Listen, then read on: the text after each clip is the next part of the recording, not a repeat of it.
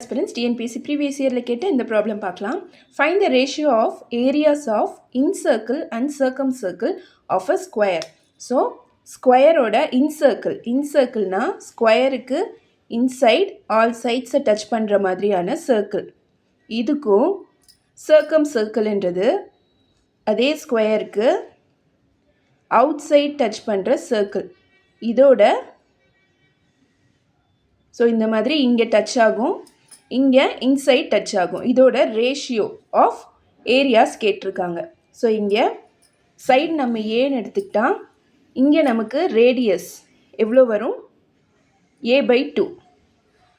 இங்கே நமக்கு இது டயாமீட்டர், இது என்ன டயாமீட்டர் ஸ்கொயரோட டயக்னல். ஸோ ஏன்னு எடுத்துக்கிட்டோன்னா இது √2a.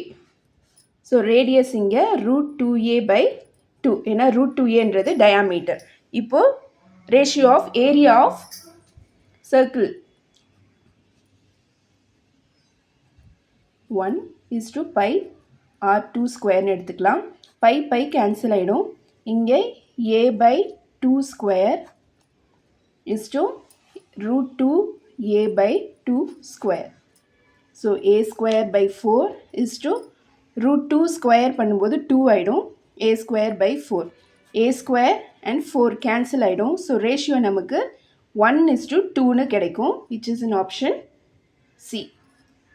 Thank you for watching. Subscribe for more videos.